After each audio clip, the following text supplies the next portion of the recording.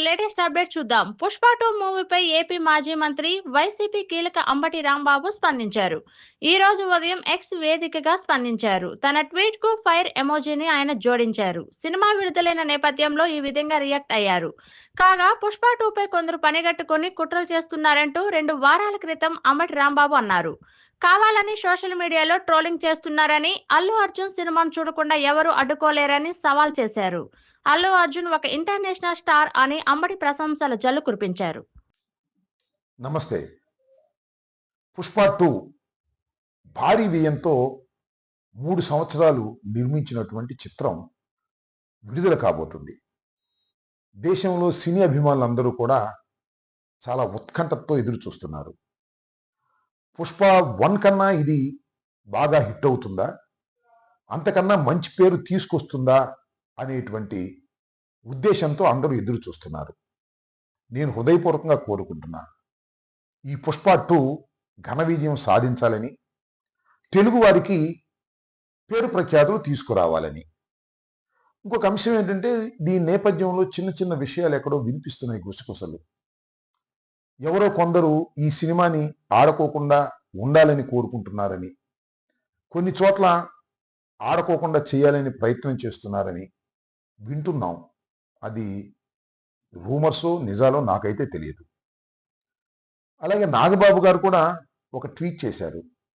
ఏ చిత్రమైనా కష్టపడి తీసేటటువంటి చిత్రం ఆడాలని మనస్ఫూర్తిగా కోరుకుంటున్నాము అనేటువంటి మాట. బహుశా ఈ వివాదాన్ని తగ్గించటం కోసమో, తెరదించటం కోసమో ఆయన ఈ ట్వీట్ సదుద్దేశంతో చేశారని నేను భావిస్తున్నాను.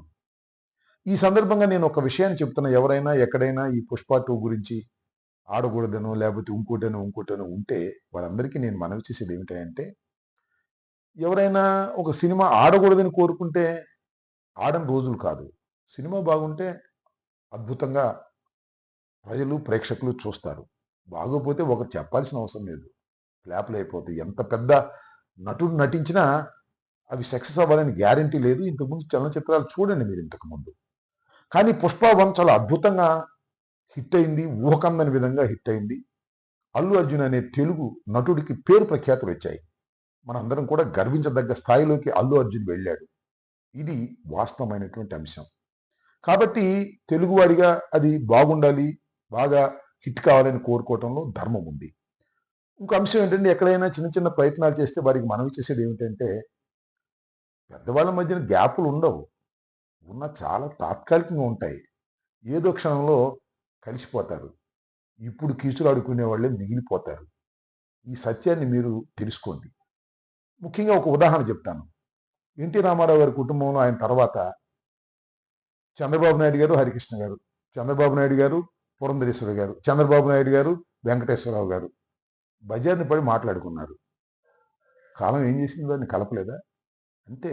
ఏ కుటుంబమైనా చిన్న చిన్న విభేదాలు ఉంటే కలిసిపోతారు అనే విషయాన్ని గుర్తుపెట్టుకోండి. ఎనీహౌ, పుష్ప 2 ఘన విజయం సాధించాలని తెలుగు ప్రేక్షకులకు, తెలుగు ప్రజలకు, తెలుగు చలనచిత్రంలో ఉన్నటువంటి దర్శకులకు ఇది ఒక మంచి పేరు తీసుకురావాలని, ఇది మన బాహుబలిలాగా తీసుకురావాలని మనస్ఫూర్తిగా నేను ఒక తెలుగువాడిగా కోరుకుంటున్నాను.